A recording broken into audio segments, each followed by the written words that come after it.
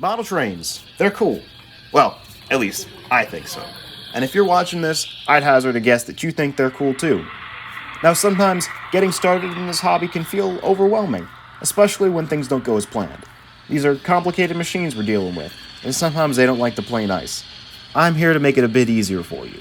In this video, I'll explain the simple steps to disassemble your locomotive in order to conduct preventative maintenance or to fix it when something goes awry.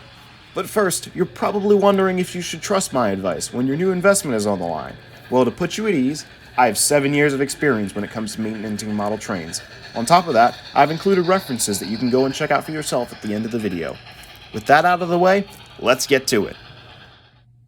Alright, so here we have our model locomotive. This is more specifically a Kato Alco C430 in the Conrail paint scheme. Now, you don't need to know too much about the history of this locomotive type or anything to be able to take it apart because it's a model locomotive and not the real thing. But if you would like to, it is an interesting locomotive. They have an interesting history. So that's all that I'm going to say on that for now. But as a Kato locomotive, these tend to be pretty easy to take apart. They're not too difficult. So first things first, what we're going to want to do is press where these grills are and start get these little tabs out. And then we're going to take this, just make sure you pull up on this part so you don't damage these handrails. Pull up on that. Now those weights like to fall out, just ignore that for now. Flip this over and that'll kind of fall back. And there's little pegs that those rest on, and those shouldn't be too hard to get back in. We got that done now. So we have the chassis of the locomotive. Now this is a center motor locomotive with dual flywheels, which is a very quality mechanism, which is typical of Kato products. We have 2 worm drives on each side, 1 motor and 2 flywheels, and then there's a light up here which is for the number boards. But for maintenance, as far as that, what we're first going to want to do is flip the chassis over and take a look at the wheels. Now, in between the edge of the truck, this whole assembly is called a truck, in between the edge of this truck and this wheel, we have a wheel bearing. Now we're going to want to take a lighter grease, I like to use Lebel, and put the lighter grease in on each one of these wheel bearings. This has 8 on this one. It can have, anywhere from 8 to 12. It just depends on the locomotive. Make sure that you lightly lubricate those. Don't put too much. And Bachmann Trains has a good video on this. These tend to be over lubricated from the factory, so make sure that you're not lubricating too much because that can actually be more detrimental than not having enough. The next thing that we're going to want to do is, like I talked about, these worm drives here. I'm going to take a heavier grease, which also I like to use Lebel, but you can use any type of heavier plastic safe grease, and put it in these little holes. It can be a little difficult to get in there, so I like to use a toothpick. Once you got that in there, you should be good as far as lubrication.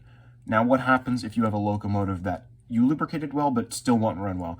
The next thing you're going to want to do is flip it back over, take a look at these wheels again. And now, I don't know if you can see, but these wheels are definitely a little bit dirty. So what you're going to want to do is take some sort of abrasive, which I like to use paper towels, and Calgary Model Railways has a good video on this. Isopropyl alcohol can work well.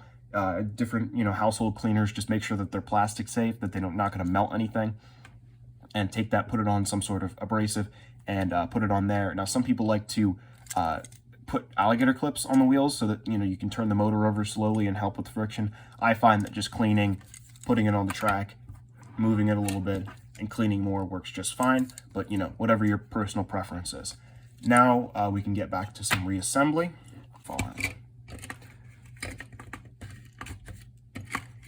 Okay, so you got to make sure that those weights are in there right, and make sure also that you've got this together.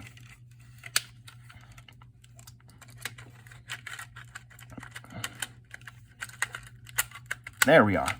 So now when you want to put these tabs back in, be very careful. Again, push in on those grills, and then that should lock it in place. So you should be good for that, and the rest of it just kind of snap fits. And that's it for this locomotive, and this should run well now.